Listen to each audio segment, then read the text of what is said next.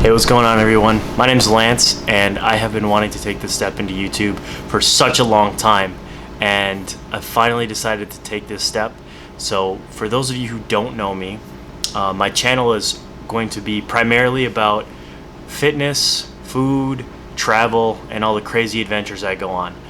Specifically fitness and travel, because my job requires me to be on the road, staying in hotel rooms for easily 200 to 250 days out of the year.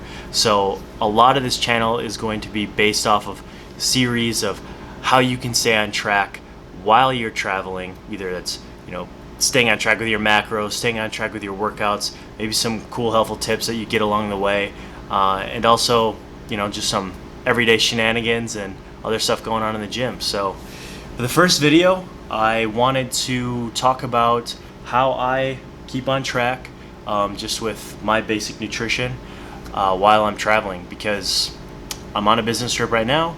I'm in Chicago, Illinois, and I wanted to talk about some of the things that I do in order to make sure that I stay on track. So number one, this all starts the night before. If you're not planning and you're not cooking your meals and you're not prepping anything and you're not having your next day before you travel planned, you're setting yourself up for failure. And also, one of the most important things that I like to do before I go on a trip is always eat breakfast at home. It's just a ritual that I've done. It helps me keep on track. It makes it so that when I'm in the airport, I'm not thinking about snacking on a granola bar or a protein bar or whatever that's just filled with a bunch of other junk that you don't really need. And it's breakfast is so important to kind of get started off on the first meal of the day. But aside from that, obviously I have all my meals here that I cook ahead of time, and this is something that everybody should do, whether it's your chicken, your steak, whatever it is. It's really important to keep on track. Also, Six Pack Fitness, these bags are an absolute lifesaver. Don't be stupid like me and forget to freeze the packs the night before, because guess what happens? TSA doesn't like that, and it says in bold on the back of those freezer packs, literally, can only travel if frozen. I have lost probably all of them from that bag since owning it, aside from one, from having the bag for under a year, because I just haven't paid attention. So it's pretty key that you take care of that. But that bag will pretty much keep your meals cool all day long, without a worry in the world, especially when you're staying at hotels that do not have the luxury of having a refrigerator. So for example, I'm at a DoubleTree right now, which shockingly enough, my room doesn't have a mini fridge. And that really sucks. So the six-pack bag comes in handy because it does have my freezer packs. It keeps my meat cool, my fruit cool, whatever I need cool that isn't going to spoil over time by not being refrigerated. So definitely a must purchase if you're someone like me, or you're traveling all the time, whether it's for your career or if it's for fun. Just huge recommendation. So anyway, let's get started. So for years, I've pretty much had the same breakfast. It's always been steak and eggs. So something I like to do is I like to cook up a bunch of steak the night before, and I weigh everything out in portions. So in here, all that steak that's in there, each fillet is weighed out to the exact portion that I eat. And personally for me, my first meal of the day, even when I'm traveling, has always been 4 ounces of sirloin steak and 3 whole eggs, which I also will have with that as well. And I like to start my day off without any carbohydrates, especially when I'm traveling for work, because I think that carbohydrates really bog me down in the morning, and when your body's trying to process all of that, it slows you down, and it kind of gets you not really ready for the day. I like to have a high fat, high protein diet, because I think those fatty omega-3 acids and other nutrients that you're getting as far as like iron and everything else from the red meat and from eggs is really good energy to start off the day, and it's long lasting, so it's really good to start. After that, when I'm traveling, I'll always have chicken of some sort.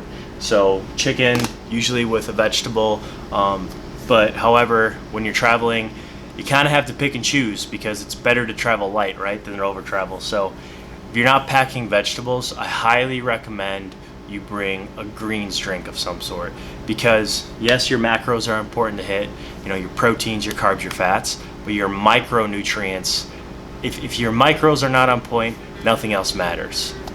It's absolutely vital to make sure that you're on track with your vegetables and your fruit even. So I'll usually have chicken for a second meal of the day, and then a third meal will simply be chicken again. My life is pretty much chicken. So after I have that, and with that, with my second meal and my third, I'll have a light carb source like a sweet potato of some sort. So I cook that all up the night before as well. So sweet potatoes are a really good carbohydrate source. It's a complex carb, so your body's going to be spending a lot more time throughout the day trying to digest it. Great for people who are on diets or general weight loss, and it helps keep you fuller fuller longer. So your appetite is going to be a little bit more suppressed, and it's not going to make you want to binge eat. So some other things I like to do, obviously I bring my oatmeal. This has been a staple for me for a pre-workout carbohydrate meal forever, since I was like 15 years old, so the last like 10, 11 years. But nobody likes oatmeal plain, and you really can't travel with liquids these days, and if you don't have access to get to a grocery store of some sort to pick up some unsweetened almond milk, water, and I travel a little bit of cinnamon and nutmeg mix with oatmeal, fantastic choice. And also with that, generally before my workout, I'll have 2 scoops of a whey isolate of some sort. Personally, brands I really like, Seth Fiorsey, sorry if I'm mispronouncing his name, his brand Accent Sledge is really easy on my stomach. I'm somebody who has a really sensitive stomach. I have to be careful of what I eat because a lot of times it just doesn't sit well with me. So I have to have some sort of grass-fed source or just really clean source of whey isolate. So his brand is really great. Also, True Nutrition is fantastic. And there you can kind of customize and mix your own blends, which is really great as well. This is apple cinnamon flavor, absolutely phenomenal. Goes really well with even more cinnamon. Mix that in with the oatmeal and you've got a great meal. Some other things over here too, fruit. So I'm a huge believer in fruit, and it's something really light and easy to travel with as well. I always have this right after a workout, when your glycogen is depleted and your body really needs just kind of like that glucose surge. You need a simple, fast digesting carbohydrate. Fruit, especially pineapple, great fruit with great antioxidants and other benefits. And dates have been another thing that I've kind of gotten a little bit of a kick on as well. So with that, I want to talk about like some of this. So you see this in pretty much every convenience store, Lenny and Larry cookies or protein bars, etc. They're quick, they're convenient, they're easy, but you honestly should not depend on them. These are almost like a last resort, some sort of item similar to this. It's not something that you want to depend on. Always depend on whole food first and go with more of your processed health foods second, just because a lot of the stuff that's in there, it's probably not going to sit well with you, and it's always best to get your nutrients from real food first before you go anywhere else. A brand for sort of a bar of some sort that I found is a really good like meal replacement that has whole carbohydrates and healthy fats and everything is Mark Lobliner's Outright Bar. Absolutely phenomenal. Really phenomenal product. He's actually using whole foods and ingredients like peanut butter, almond butter, and other sorts of flavors. That I would highly recommend bringing along, something quick before, maybe an hour before your workout or something, or if you're on the plane or driving somewhere and you just need to get something quick. It's a really great whole food source that I would highly recommend. So kind of got some meals out of the way here. And then a lot of times, obviously, I have a lot of clients, so I'll be going out to business dinners, etc. And that'll be a whole nother topic. I'd like to really sit down and go into maybe a restaurant that I would take a client in and kind of recommend how you can stay on track while you're doing that. But we're not going to cover that in this video. So aside from the actual whole food itself, I want to get back on the topic of micronutrients and why they're so important. So I've got a couple vitamins here, and I think this is something a lot of people forget about, are vitamins, personally. Again, if your macros aren't on point and you're not taking enough of your vitamins, you're not going to build muscle, you're not going to lose fat, nothing is going to function as properly as it should. So I would highly recommend bringing your vitamins with you. That doesn't mean that you need a whole, CBS cabinet of every single product they have. No, find some essentials. If you're dedicated enough to do some blood work and really find out what you're deficient in, that's a really good way to figure out what you should be bringing. But if you don't want to do that, some products that I highly recommend, vitamin D3. If you are somebody who does not live in a climate that has sun all year round, it's cloudy or rainy or whatever it is, especially around winter, it's really important to make sure you're getting enough D3 in. Personally, for me, I like to do anywhere between 3,000 to 5,000 IUs, depending on the time of year, and then I'll taper that depending on how much sun exposure I'm getting. If I'm getting a lot of sun, I won't take any at all. But if I'm getting almost nothing, then I'll be more on the 4 or 5 side. And I'm somebody who's generally very pale and very white, so I burn really easily. So I don't like to, get out and overexpose myself to the sun and damage my skin. But aside from that, fish oil right here. This is also a really, really good brand. If it goes into focus, come on, there we go. So Nordic Naturals, great brand of fish oil. Fish oil is, again, very important for joint recovery. Also has some healthy source of omega-3 fatty acids, a little bit of fats per serving. So if you're trying to manage your fat, carb, protein intake, be careful of how much you're actually taking. For me personally, let's see how much is in here.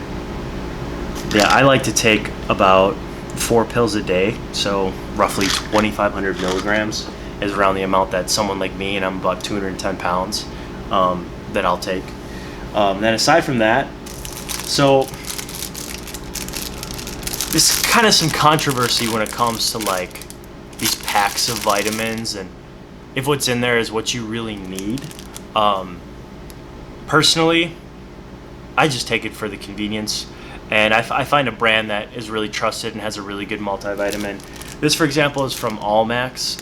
This is their VitaStack, and I don't remember exactly off the top of my head what's in there, but there's a strong multivitamin. You have some omega-3s, you have calcium, you have potassium, you have a vitamin C, you have a multi again, and then a small testosterone support, which if you're in your young to mid to even late 20s, you really don't need any testosterone support at all.